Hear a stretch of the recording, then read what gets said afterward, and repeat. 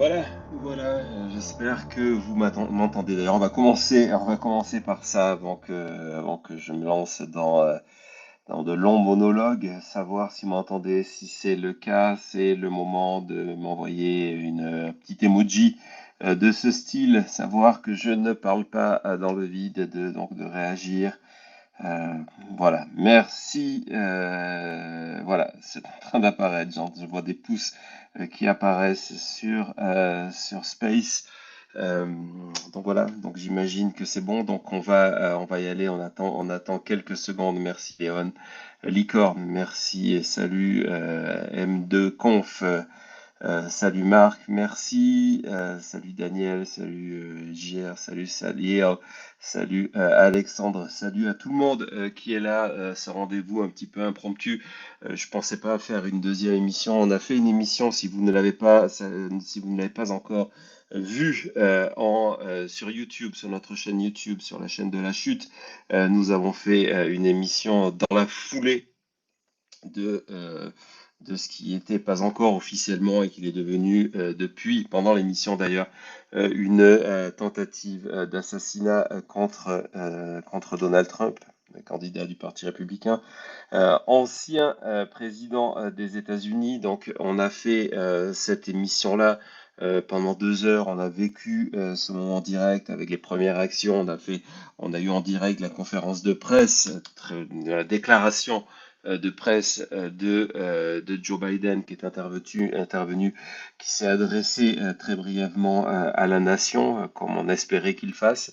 Donc ça a été fait, on a eu à peu près toutes les réactions. On a eu aussi beaucoup d'images, donc je pensais qu'on avait fait le tour et qu'on se retrouverait peut-être plus tard ou dans tous les cas cette semaine pour revenir sur tout ça. Et puis j'ai vu que non seulement à la mesure que ma timeline franco-belgeo-suisse se réveillait, qu'il y avait une véritable demande, il y avait beaucoup de questions et que surtout, c'est pas une surprise, hein, c'est ce qui est devenu X plus que d'habitude. Hein. Ça a toujours été le cas sur Twitter avant Elon Musk. On va pas dire que c'est lui qui a inventé tout ça.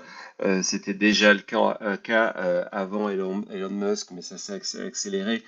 Twitter est devenu quasiment un outil inutilisable dans ce genre de période avec des multiplications de fake news quelquefois pour le LOL, pour simplement s'amuser. Hein. Ça a été le cas entre autres avec ce personnage qui s'est amusé de se faire passer pour l'assassin et puis qui a publié des vidéos, des photos, etc., qui a été repris par des tas de comptes avec énormément de followers sans aucune vérification. Donc il y a eu des fakes pour ça, il y a aussi énormément de fakes pour raisons politiques.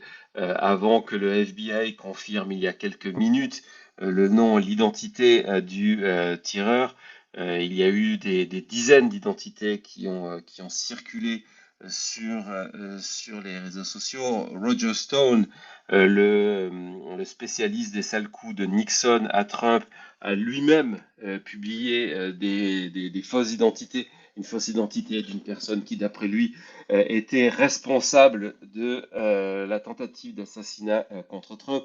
Évidemment, c'était un profit du mouvement antifasciste, donc de l'extrême gauche. Il y a eu aussi des, euh, des photos complètement folles et entre autres de ce supporter italien qui a été réveillé à Rome parce que sa photo est circulé de partout sur Twitter en expliquant que c'était un militant, encore une fois, de l'extrême gauche américaine, alors que c'était un Italien qui a été reprise d'ailleurs sa photo par le feed officiel des news de l'Iran. Donc voilà, on est dans une période où il faut être extrêmement vigilant sur ce que vous voyez passer sur les réseaux sociaux. J'ai tenté d'être le plus prudent possible dans ce que j'ai partagé. J'aurais pu partager beaucoup plus et plus rapidement. Je ne l'ai pas souhaité. On a tenté de vérifier les informations. Il y a des comptes extrêmement sérieux qui se sont fait avoir. Par exemple, sur cette photo de Donald Trump où on voit soi-disant la balle qui a traversé l'oreille passer derrière lui, une photo du New York Times. Cette photo est truquée. On a posté d'ailleurs dans la chute les originaux, les trois clichés proposés par le photographe qui a réussi quand même à capturer à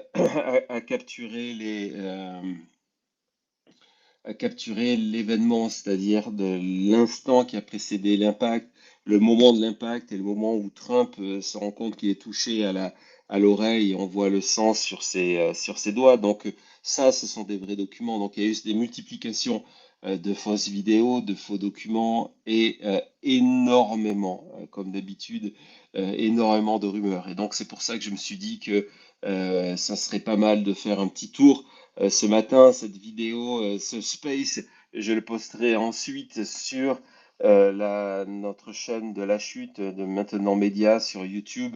Vous avez l'adresse de profit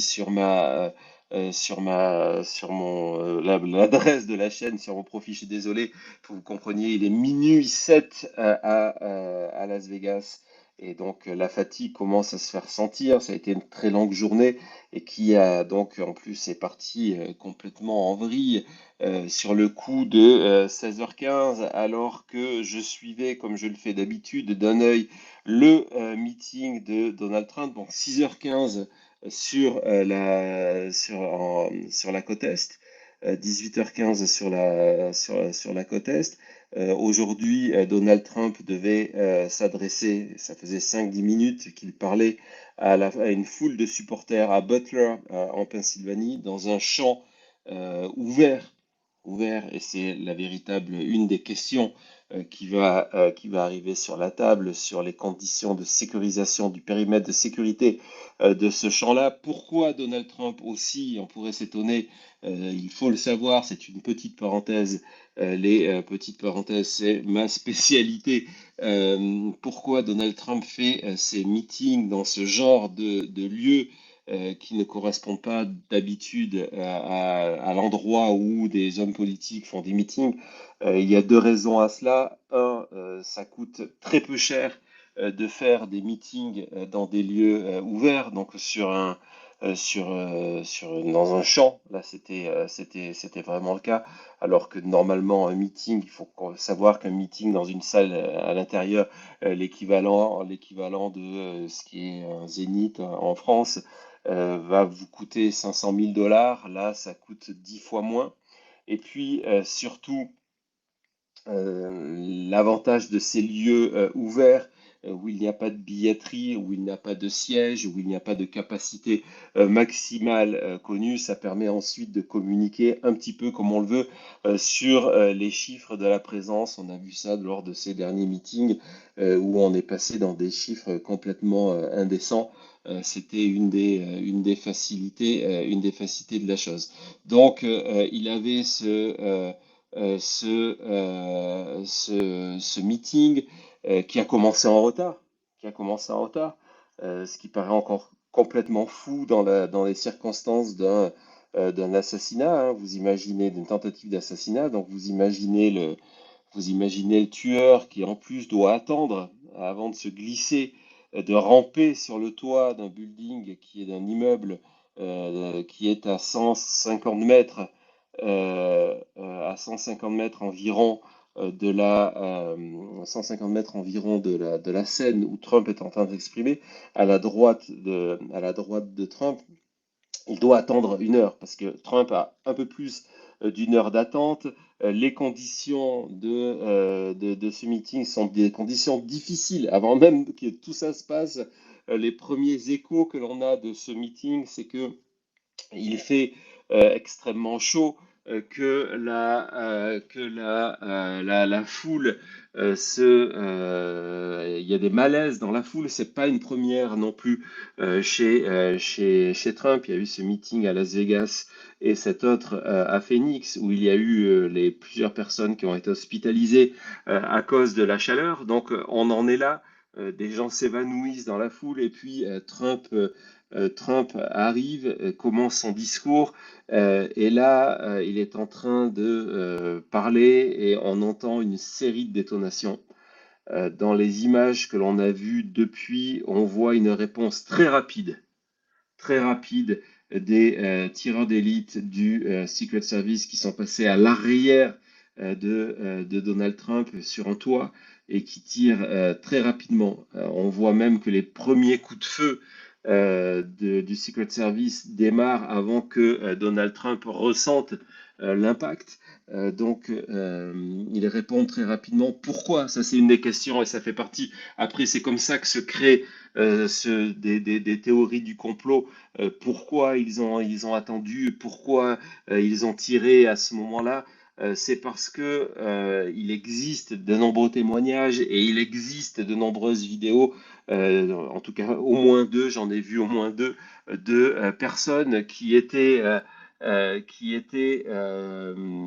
proximité de l'immeuble où le tireur s'était donc glissé, avait rampé sur le toit et qui faisaient des grands gestes et qui signalaient à la police, qui était à portée de main, signalait à la police qu'il y avait un tireur. Il faisait des grands signes en face, justement, aux membres du Secret Service. Ils avaient remarqué que le Secret Service les regardait à ce moment-là avec des jumelles. Et donc, c'est pour ça qu'il y a eu cette réaction extrêmement rapide des tireurs d'élite qui sont sur le toit. Hein. J'ai posté la vidéo sur mon compte X, qui sont sur le toit et qui donc ont neutralisé, c'est le terme officiel, ont neutralisé le tireur.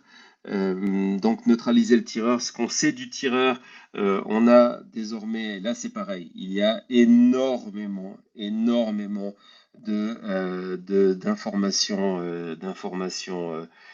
contraires sur l'identité du tireur. L'identité du tireur a été confirmée, c'est un jeune homme de 20 ans qui est originaire de la Pennsylvanie, qui s'appelle Thomas Matthew Crooks. Thomas Matthew, parce que c'est pas un prénom composé, c'est parce que aux États-Unis, lorsqu'on signe, on donne l'identité. On donne l'identité d'un coupable, on donne son deuxième prénom. Hein. C'est aussi quelque chose qu'on m'a demandé mais pourquoi, comme tous les assassins, on parle de Lee Harvey Oswald, pourquoi à chaque fois ils ont un nom composé? Il n'a pas un nom composé, c'est son deuxième prénom qui est mis en avant. Donc Thomas Crooks, 20 ans. Il y a quelques informations qui sont sorties à son sujet. Encore une fois, je vais vous partager ce qui est une réalité, mais sans tirer de conclusion. Par exemple, on est parti très vite sur le fait que Thomas Crooks, donc le tireur, est enregistré sur les listes électorales comme républicain. C'est une particularité des États-Unis. Lorsque vous vous inscrivez sur les listes électorales, vous avez la possibilité, pour pouvoir voter entre autres aux primaires, de vous inscrire comme démocrate, de vous inscrire comme républicain ou de vous inscrire comme indépendant. Donc Thomas Crook, d'après toutes les informations vérifiables qui sont sorties, c'est-à-dire à partir de bases de données, c'est quelqu'un qui était inscrit comme républicain et qui a voté pour la dernière fois en 2022.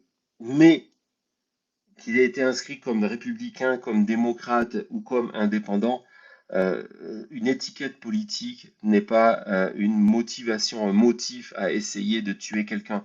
Il ne faut pas partir dans ses récupérations, parce que souvent c'est de la récupération dans tous les cas, ou dans ses délires de se dire, ah ben voilà, il a telle ou telle étiquette politique, il a telle ou telle activité, cela veut dire que faut laisser le temps de l'enquête et surtout il ne faut pas propager toutes ces rumeurs de complot et de conspiration qui font que aujourd'hui vous allez sur certains comptes, on vous présente le tireur comme étant un membre de l'ultra-gauche, vous allez sur d'autres, on vous présente le tireur comme un membre de l'ultra-droite. Ce que l'on sait aussi, encore une fois, de sources recoupées et sérieuses, c'est que, et ce n'est pas une surprise, il a utilisé un AR-15, donc la R15, cette arme que l'on retrouve dans toutes les fusillades, qui est une arme semi-automatique qui est basée sur sa grande sœur, qui est l'arme de l'armée américaine, qui est utilisée depuis le Vietnam. Évidemment, c'est pas le même calibre, et évidemment, on est dans une arme semi-automatique, mais qui pose question à chaque fois qu'il y a une fusillade. Donc, il a utilisé cette arme-là, et sans surprise, parce que c'est l'arme la plus vendue aux États-Unis et c'est l'arme la plus simple à acquérir. C'est pas compliqué et surtout, c'est une arme dont tout le marketing a été fait pour séduire les jeunes hommes américains.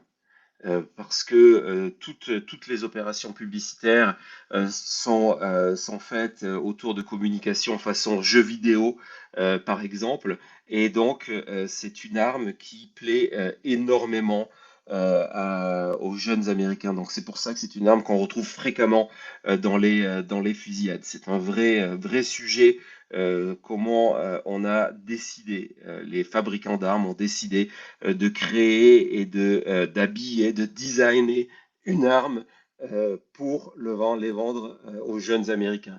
Officiellement, les pros armes américains, excusez-moi, les pros NRA, etc., vous expliquent que c'est une arme qui est très pratique pour chasser le sanglier.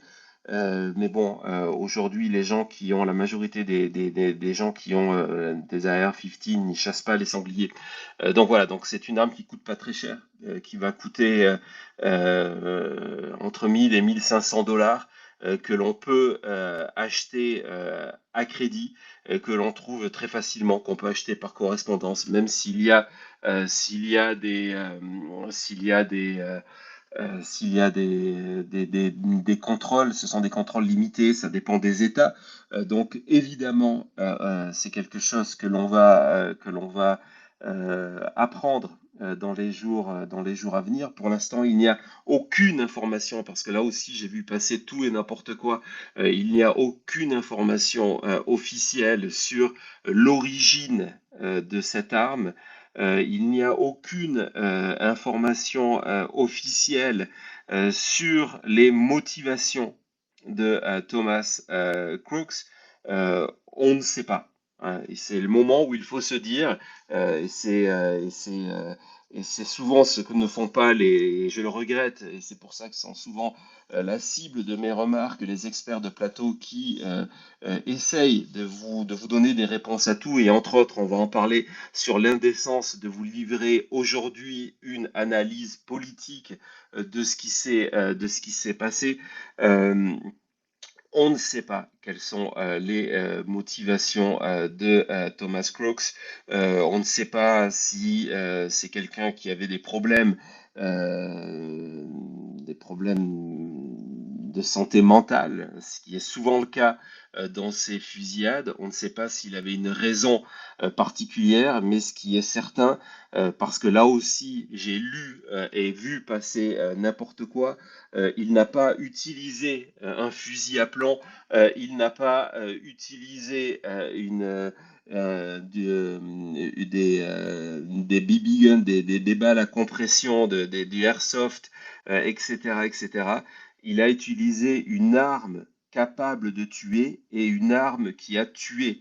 Parce que au-delà de Donald Trump, Il faut savoir que ce qui s'est déroulé aujourd'hui, donc aux États-Unis hier, 13 juillet, aux États-Unis, a coûté la vie à un supporter de Donald Trump qui a été tué de manière instantanée par une balle qui a raté Donald Trump, d'après le New York Times et d'après un spécialiste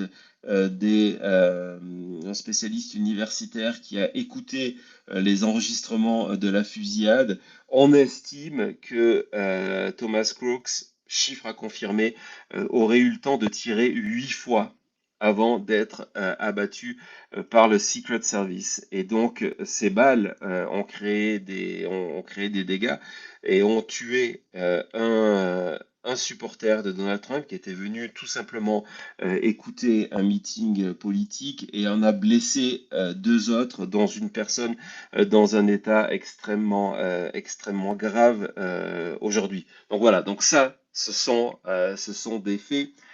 Donc 6h15 environ, 18h15, Donald Trump est en train de parler. On le voit sur les images, on entend les coups de feu, il porte sa main à l'oreille avant de s'effondrer, avant de se retrouver au sol. Là, le Secret Service intervient. Je serais presque tenté, mais on va en savoir plus, intervient enfin, parce que je les ai trouvés.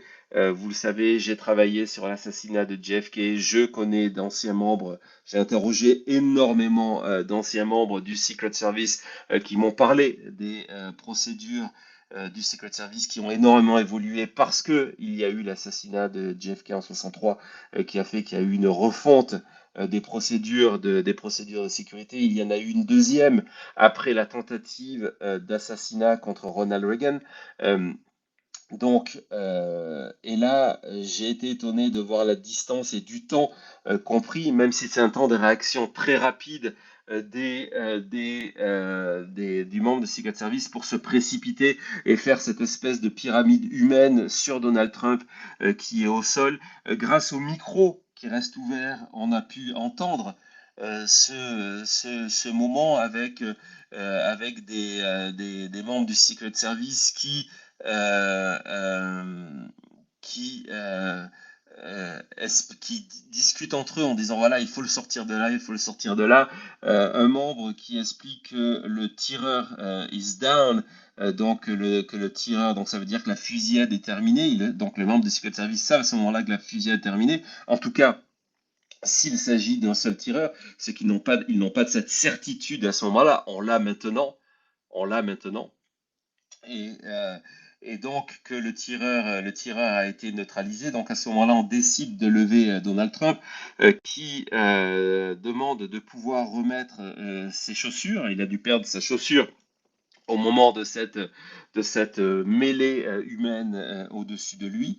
Et puis, on l'entend dire plusieurs fois, wait, wait. Donc, attendez, attendez.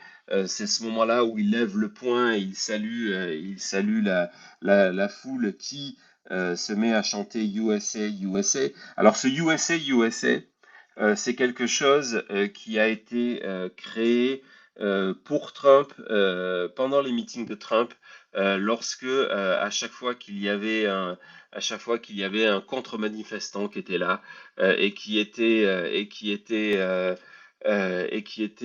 expulsé manu militari ou qui hurlait des choses contre Trump, la foule se mettait à chanter USA, USA pour couvrir ça. Donc c'était assez intéressant de voir que ça a été le même réflexe. Ce que l'on a vu aussi, et ce qui est intéressant et qui a été confirmé par plusieurs journalistes qui étaient sur place du pool press qui suivaient cet événement, c'est instantanément des supporters de Trump, on le voit sur une des vidéos que j'ai publiées sur mon compte, instantanément des supporters de Trump se retourner vers les journalistes et les pointer du doigt et leur dire c'est de votre faute, vous êtes des fake news, vous êtes les ennemis du peuple.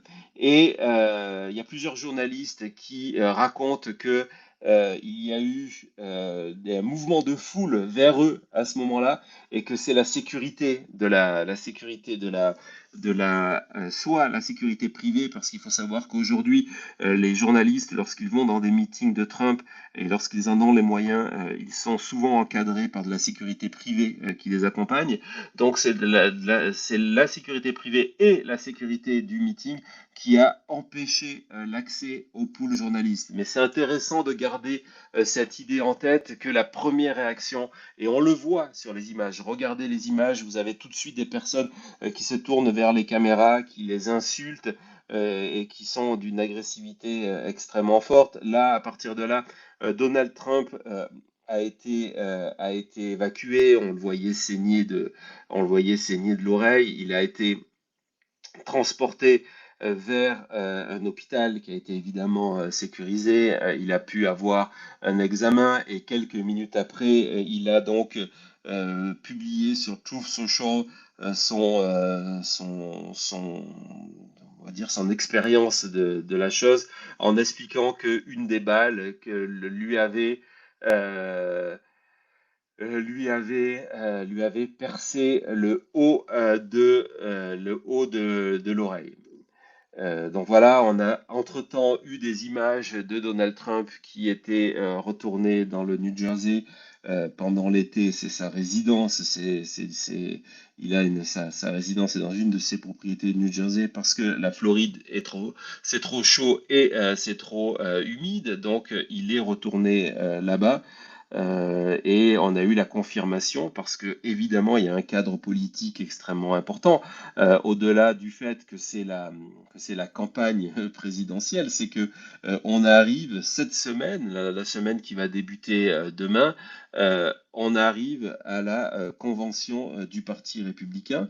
Le calendrier qui apparemment ne sera pas changé faisait que Donald Trump devait annoncer son VP, donc son vice-président, son candidat à la vice-présidence en tout cas, lundi soir. Il devait y avoir 2 jours de débat et de divers discours par diverses personnalités. Et le dernier jour, Donald Trump devait être présenté par Dana White, le propriétaire de l'UFC aux États-Unis, et accepter donc l'investiture et devenir officiellement le candidat républicain. Donc il y a eu un communiqué de presse a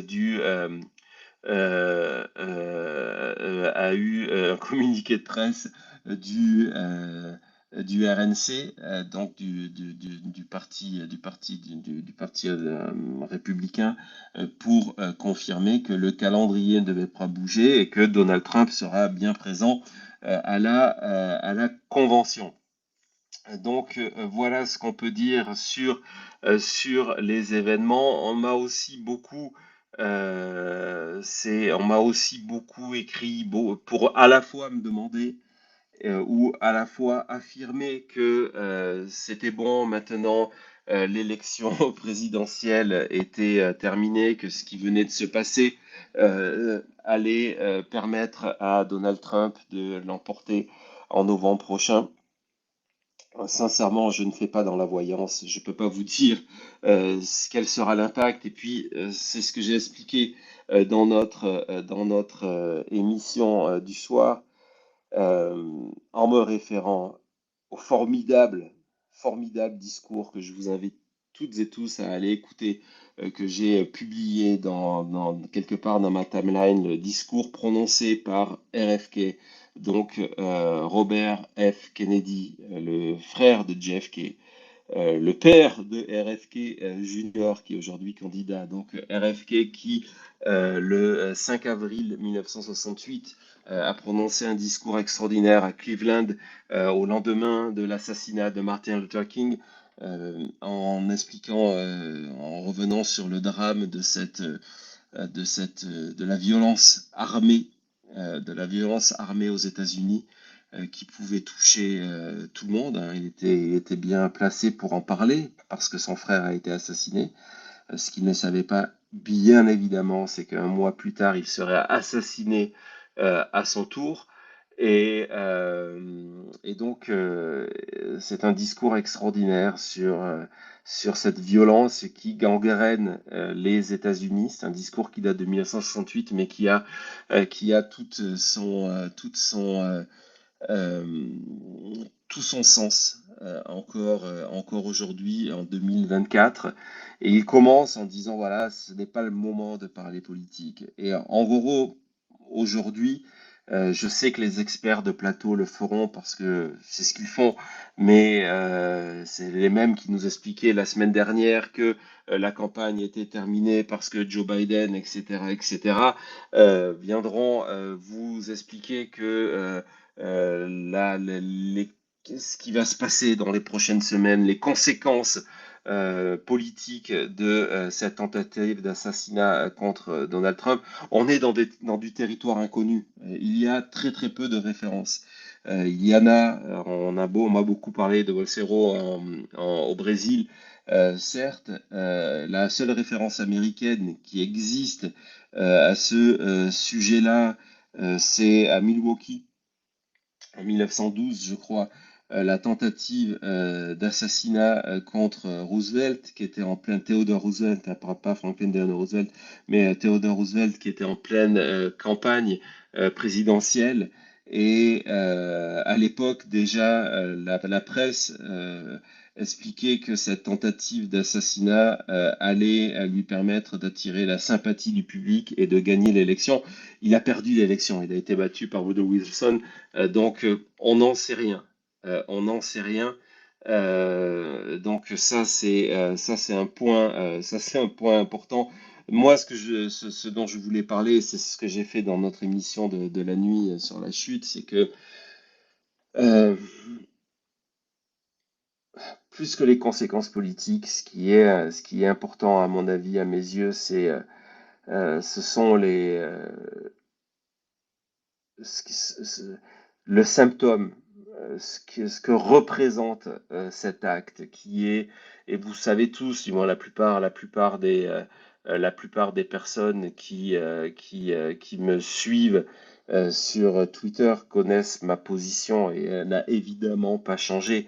Ce n'est pas l'acte de ce soir qui efface le risque que Donald Trump représente pour la démocratie américaine et en tant que binational, je vais évidemment voter le 5 novembre prochain et je voterai, qu'il soit Joe Biden, Kamala Harris ou n'importe qui, je voterai pour un candidat démocrate, en tout cas un candidat qui est pro-démocratie et contre Donald Trump, parce que j'estime que Donald Trump est dangereux pour l'avenir des États-Unis et l'avenir du monde. Mais au-delà de ça, on peut avoir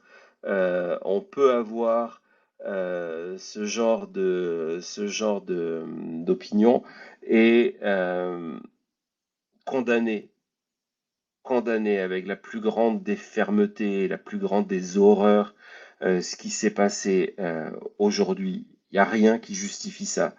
Et lorsque un pays, une démocratie, se met à tenter d'assassiner, quelles que soient les motivations, tente d'assassiner un candidat à une élection majeure, c'est que cette démocratie est au bord du gouffre. C'est que cette démocratie est malade. Ce n'est pas quelque chose de nouveau. Ce n'est pas quelque chose qui est apparu ces dernières semaines. Il y a eu une montée progressive de la violence, d'abord rhétorique, aux États-Unis. Hein, c'est cette espèce de kérosène qui a été mis sur un feu qui est en fait le feu de la misère des laissés-pour-compte américains, en venant leur dire en gros que leur existence compliquée, c'était la faute de l'autre, hein, de l'étranger, de la mondialisation, de l'établissement, etc., etc. Et donc, il y a eu cette utilisation à des fins politiques de cette rhétorique de plus en plus violente. Je l'ai raconté dans l'émission, je le raconte très souvent. Je suis allé à mon premier meeting de Donald Trump en 2015. Au tout début, pendant les campagnes des primaires, il n'était pas encore celui qui était choisi, il n'était même pas le candidat favori du côté des Républicains. Au contraire, même il y avait une majorité des Républicains qui ne souhaitaient pas que ça soit lui. Hein. Comme vous voyez, les choses changent très rapidement en politique.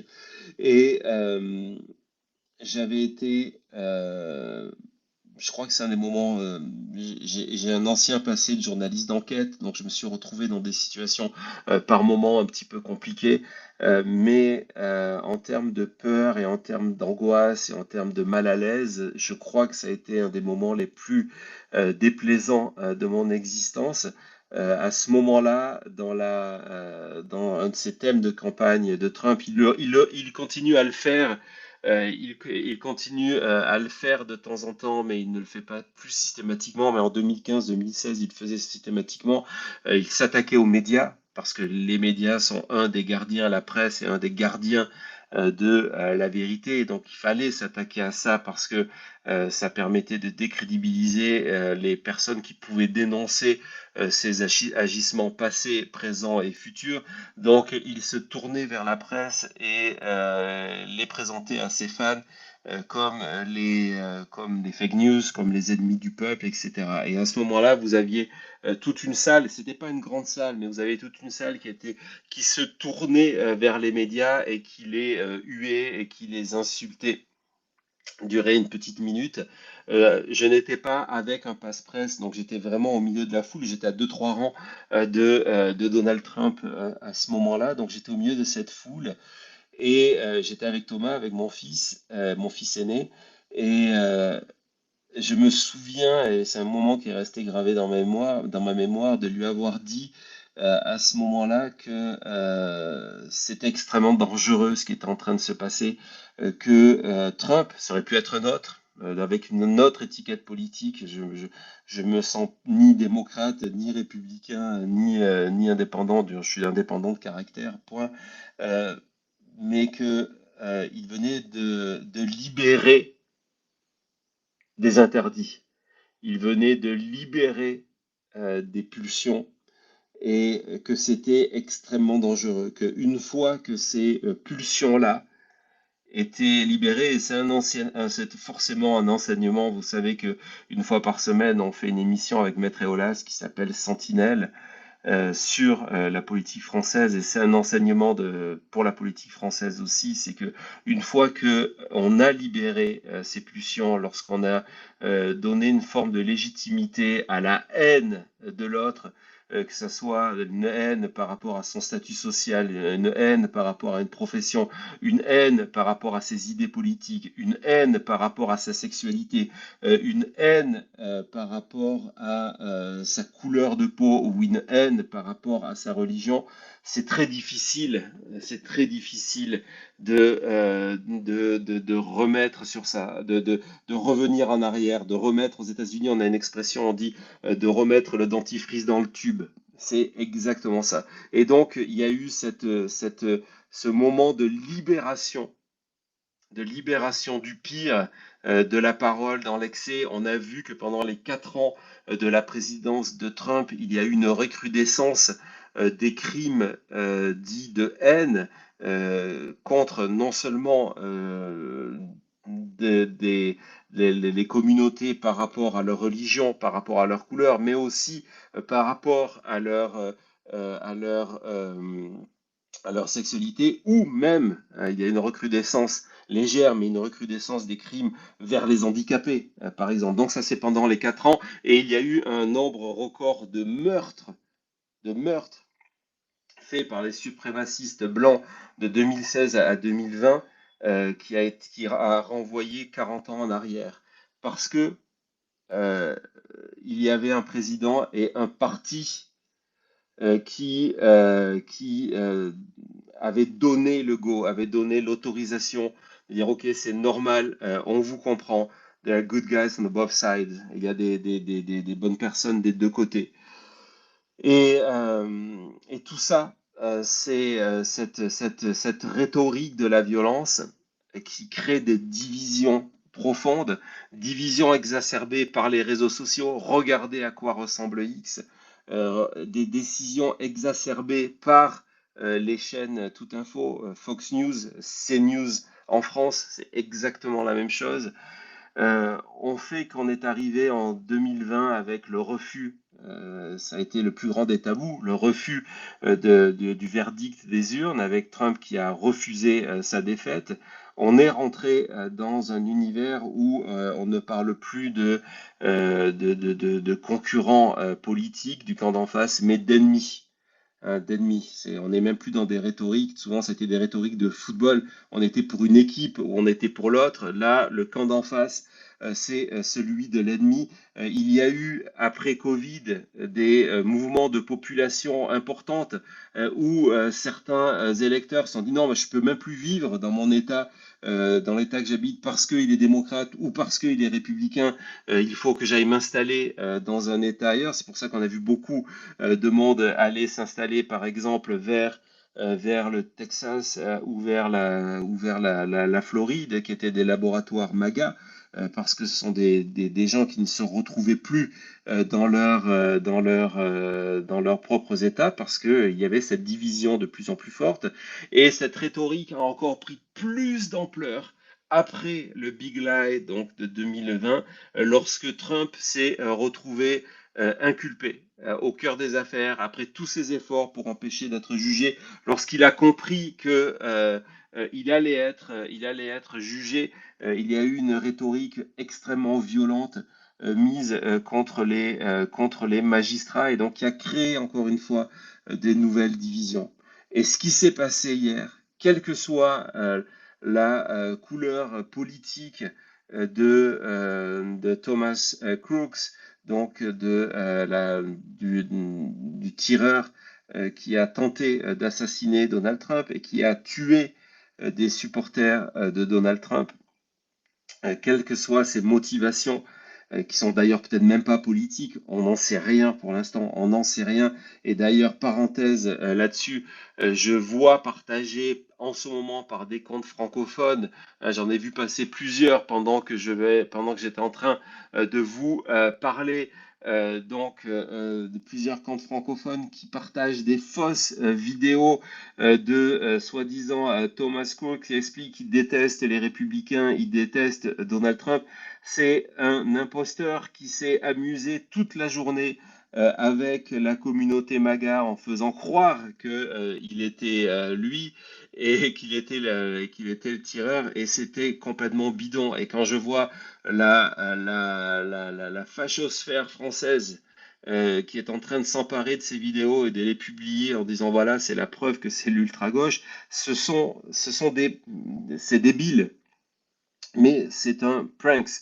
C'est une blague. La personne que vous voyez parler avec des cheveux longs qui est filmée dans sa voiture face caméra et qui explique qu'il déteste Trump et qu'il déteste les républicains. Souvent la vidéo est coupée là et il n'y a pas la dernière phrase où il explique mais en fait c'est pas moi, vous trompez de gars. Voilà, gardez ça en tête. Mais ce que je voulais dire c'est que quelles que soient ses motivations, politique ou pas, quelle que soit sa couleur politique, qu'il soit démocrate, républicain, indépendant, marxiste, vert, tout ce que vous pouvez imaginer, euh, son geste est le symptôme d'une société extrêmement malade, extrêmement malade. Les États-Unis, aujourd'hui, sont un pays au bord du précipice. On ne sait pas ce qui va se passer dans les prochains mois.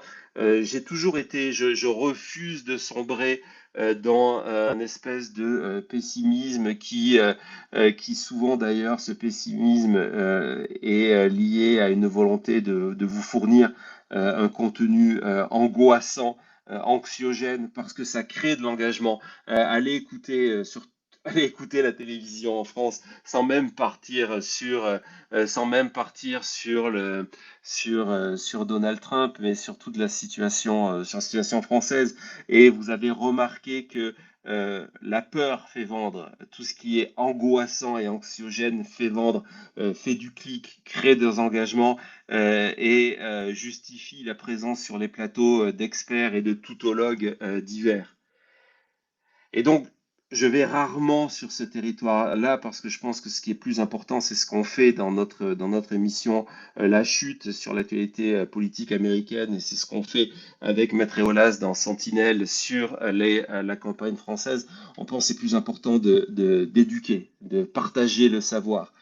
Et, euh, et donc, c'est ce qu'on essaie de faire. Et là, ce soir, euh, je ne peux pas regarder la situation et être optimiste. Je ne peux pas avoir la naïveté de me dire que voilà, il s'est passé ça ce samedi et que c'est terminé. C'est un événement comme ça qui n'est pas connecté dans le temps.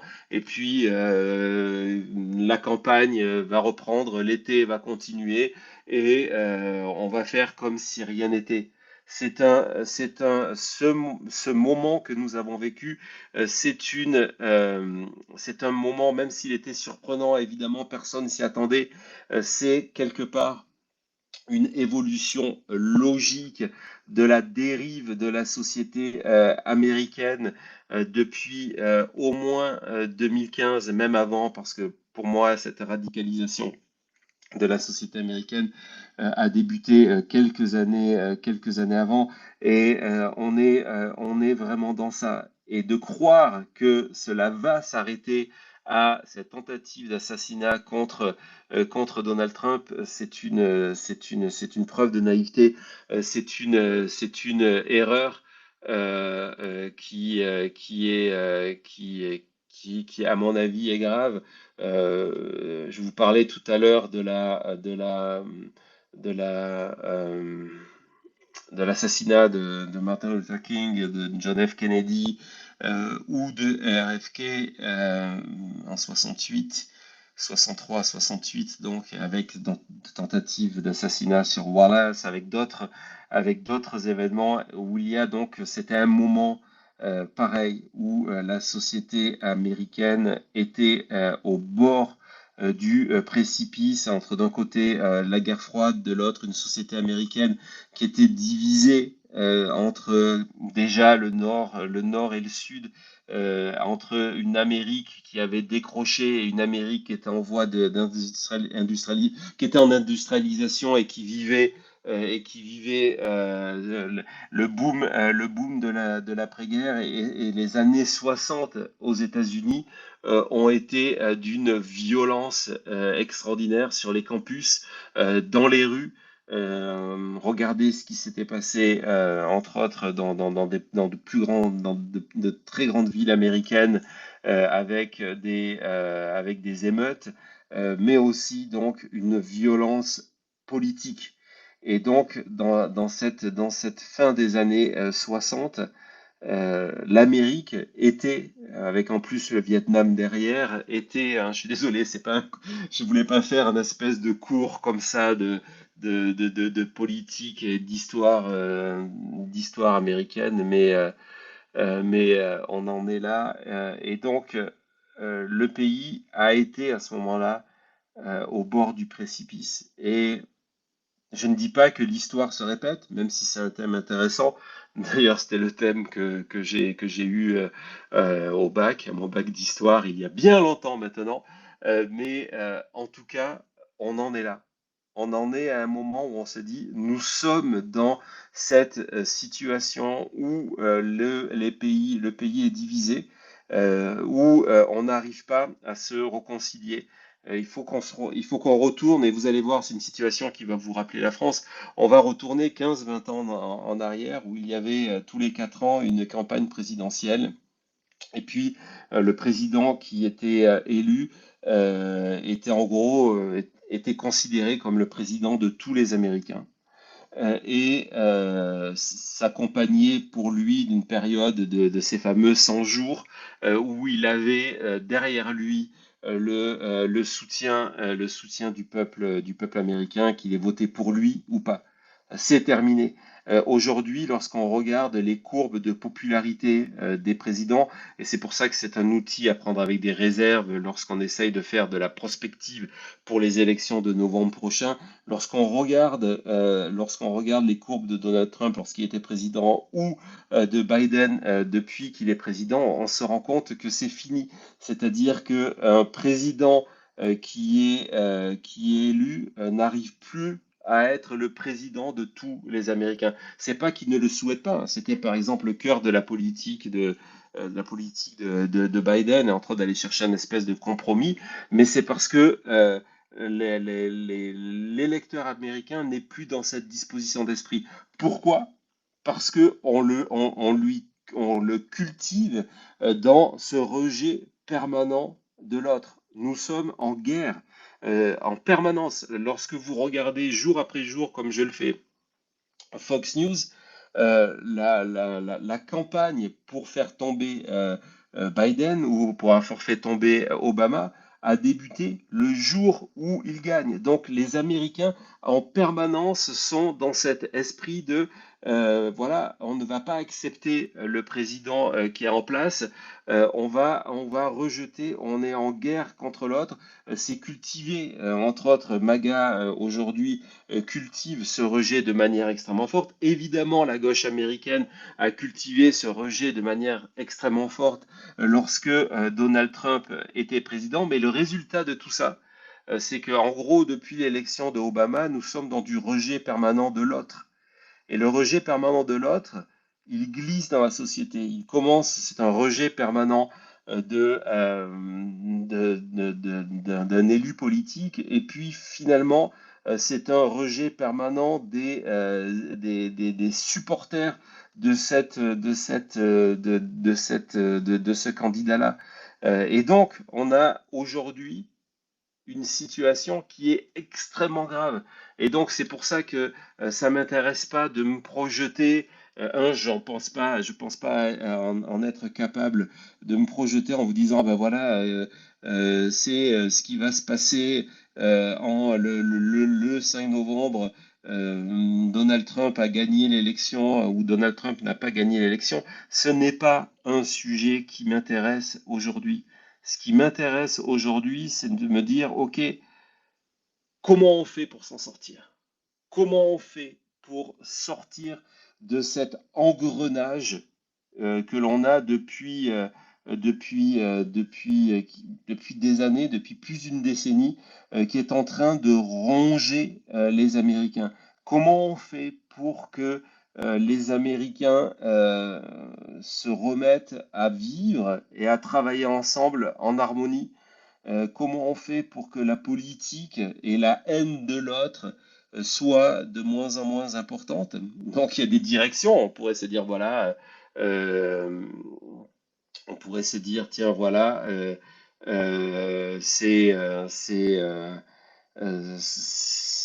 Fox a une responsabilité.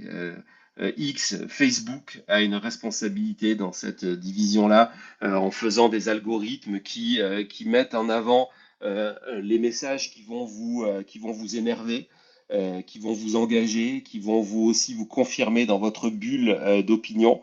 Voilà, mais c'est pour moi c'est ce qui m'intéresse parce que j'habite aux États-Unis, parce que j'ai des enfants ici, et donc ce sont des véritables questions. Nous sommes à un carrefour.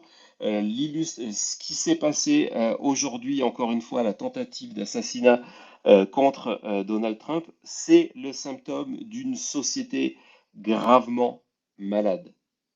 C'est ce symptôme-là.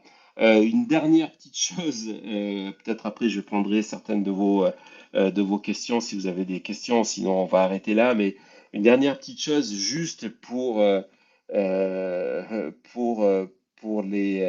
votre information lorsque vous tweetez et pour les experts de plateau.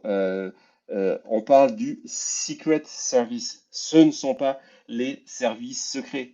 C'est une agence gouvernementale, le Secret Service, qui est entre autres en charge de la protection du président et de certaines personnalités du pouvoir américain. Donc c'est le Secret Service. Ce n'est pas les Secret Service, ce n'est pas les services secrets, c'est le Secret Service. D'accord? C'est le nom. Voilà, c'est juste une histoire d'un petit peu mettre les points sur les i. Donc, si vous avez quelques questions, bah, c'est le moment de vous manifester. Voilà, ben oui, il y en a quelques-uns. On va donner la parole à Lucien. Euh, je ne dis pas ça pour Lucien en particulier, mais je le dis en général. Je ne souhaite pas, lorsque je vous offre la parole, que cela devienne une tribune politique et encore moins extrémiste et encore moins complotiste. Donc, si vous ne respectez pas ces règles-là, je prendrai la décision de vous souhaiter une bonne soirée. Voilà, donc je vais donner la parole à Lucien et puis après on aura Daniel.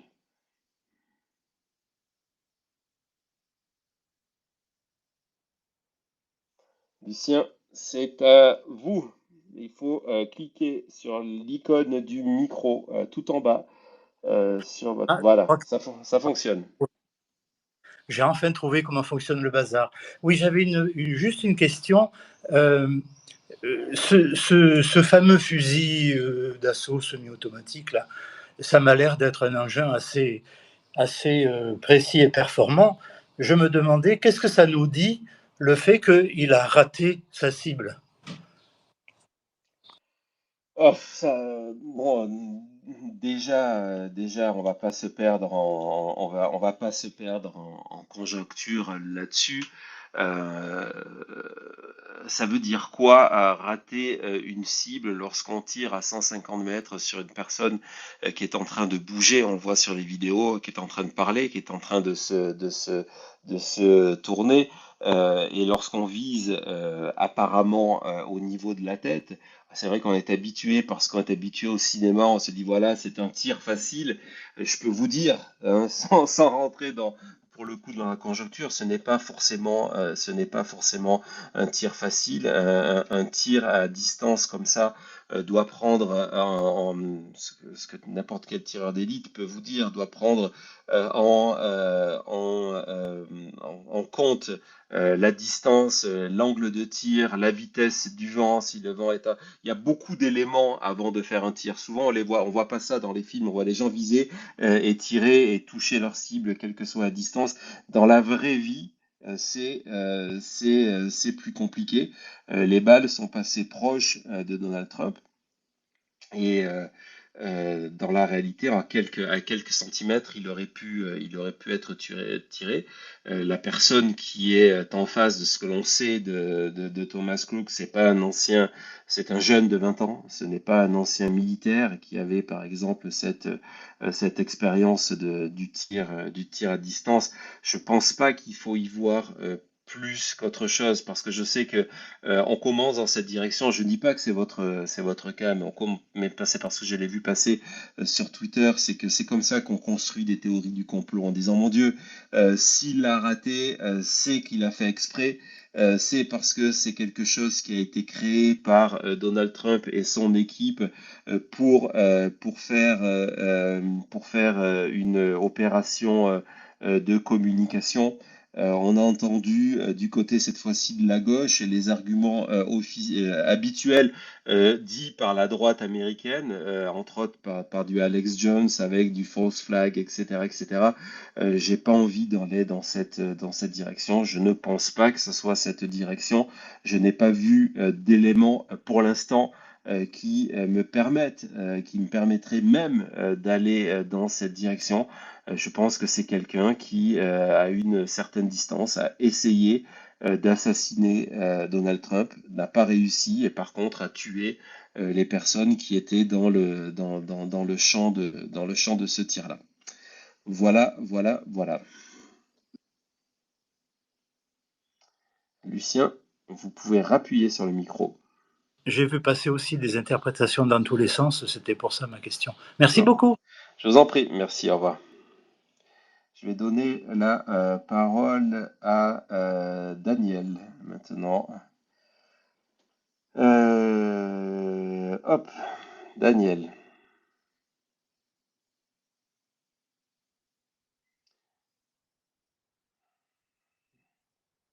Daniel, c'est à toi ou c'est à vous. En tout cas, il faut cliquer sur... Voilà, c'est parfait, ça marche. Formidable.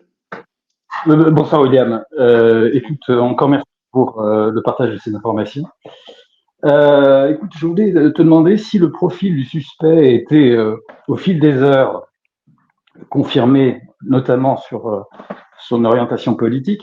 Est-ce qu'on peut espérer que le Parti républicain pourrait avoir une sorte d'introspection sur ce qu'est devenu le parti lui-même, ses discours pro-armes notamment, et le discours de Trump actuel? Non, je pense pas. Malheureusement, je ne pense pas. Pour répondre, avant de revenir sur le profit de Thomas Crooks, je ne pense pas que ce sera la moindre incidence. Et d'ailleurs, c'était ce qu'on a vécu en direct lorsqu'on on a fait cette émission dans la nuit pour vous en France. C'est que lorsque il y a eu la première déclaration de Biden, la première déclaration de Kamala Harris, la première déclaration de Liz Cheney, donc qui pour le coup est une républicaine, mais qui n'est pas pro-Trump, en expliquant que ça devrait être un moment d'union nationale où on devrait tous se réunir pour se poser ces questions graves, ce que ça veut dire pour la démocratie américaine, les places des armes dans la société, etc., etc., et que c'est pas un moment pour attiser le feu. Et en fait, on a vu immédiatement, avant même qu'on ait plus d'informations que ça, on a vu du côté de politique pro-MAGA, Marjorie Taylor Greene, Lauren Boebert, un élu de Géorgie qui a expliqué que c'est Trump qui était coupable, J.D. Vance qui est un des probables candidats à la vice-présidence de Donald Trump, tout de suite attaqué sans information, ou par exemple Don Junior, donc le fils de Trump, alors qu'on n'avait aucune information à ce moment-là sur l'assassin, qui dans sa premier communiqué de presse a expliqué que l'assassin était un gauchiste, alors qu'il n'y avait pas d'information et que l'enjeu du moment était peut-être de se dire est-ce que ça vaut la peine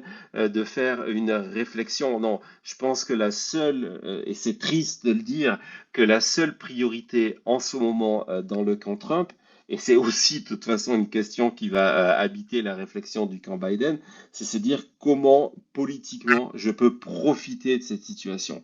Il n'y aura pas, Trump est extrêmement fier, ce qui est assez ironique, c'est que quelques heures avant la tentative d'assassinat, Biden, sur son compte, a publié un tweet pour rappeler que s'il était réélu et qu'il avait la majorité suffisante, il voudrait interdire ses armes, l'arme qui a été utilisée, ses armes d'assaut, en expliquant que Trump, qui est soutenu par la NRA, a fait un discours que j'avais chroniqué où il expliquait qu'il était très fier d'en avoir rien fait pour empêcher les armes et qu'au contraire d'avoir passé des lois pour faciliter l'achat de munitions, pour par exemple faire que des personnes qui ont des problèmes mentaux puissent acheter des armes. C'était quelque chose qui n'existait pas avant.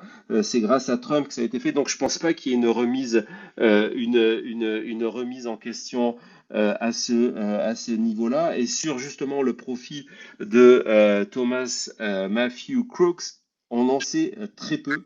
Il n'est pas, parce que je vois passer, pendant que je te parle, j'ai mon TweetDeck qui est ouvert et donc je vois passer énormément de comptes extrêmement influents en France qui sont des comptes proches de la fachosphère qui disent voilà, c'est quelqu'un de l'ultra-gauche. Il n'y a aucune information dans ce sens-là, comme aucune information dans le sens que c'est quelqu'un de l'ultra-droite. Ce que l'on sait sur lui, c'est que ça a été confirmé, il est enregistré, ce que je disais en début d'émission, il est enregistré comme électeur républicain en 2021 et en 2022, il a voté aux élections de mi-mandat.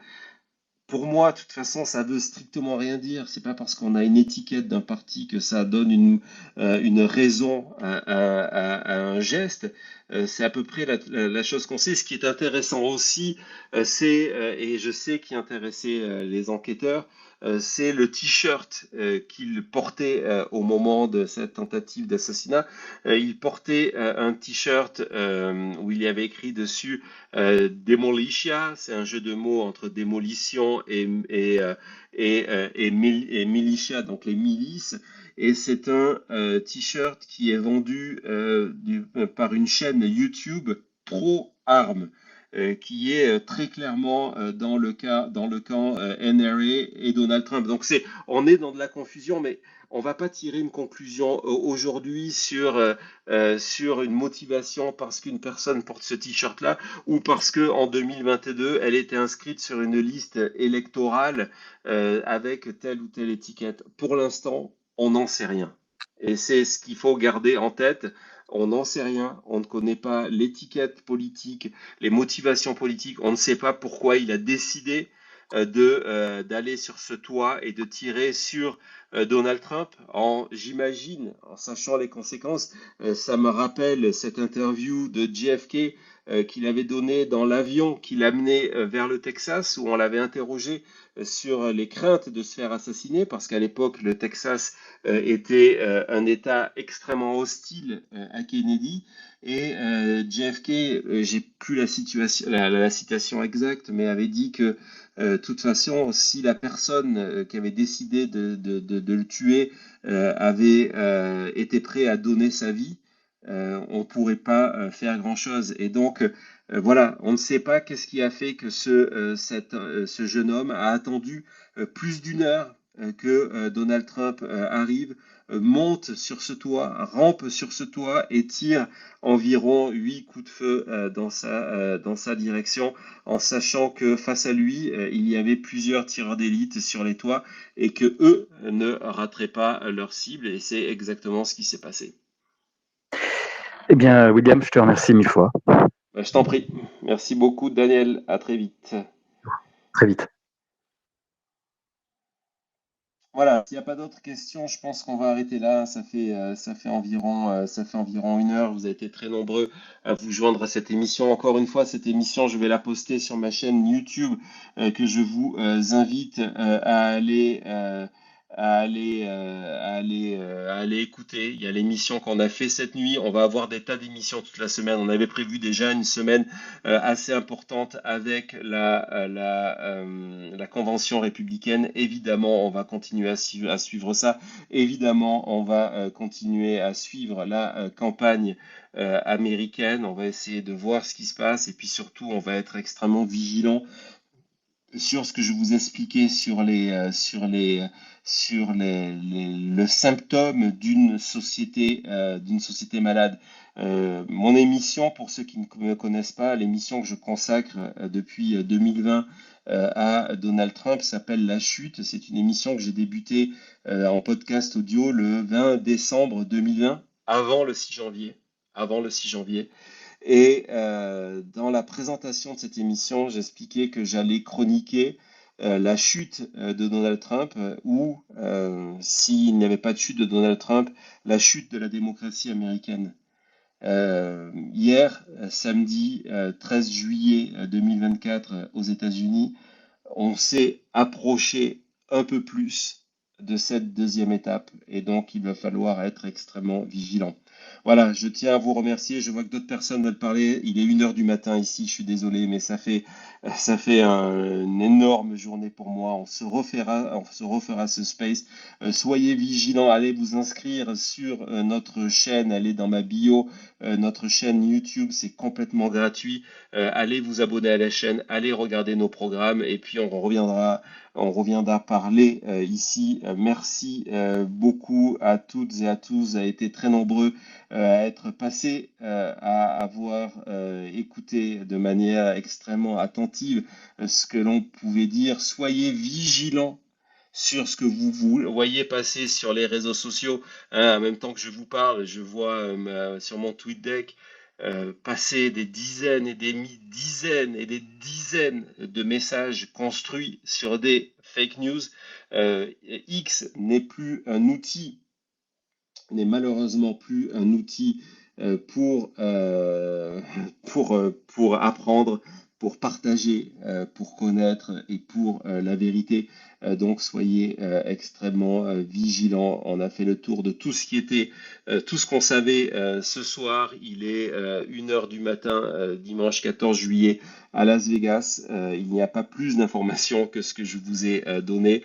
On se retrouve très prochainement. On se retrouve en tout cas sur la chute sur YouTube à partir de lundi. C'est certain. Voilà, je vous souhaite une bonne journée, un bon 14 juillet quand même, et on se retrouve très vite. Merci beaucoup. Au revoir.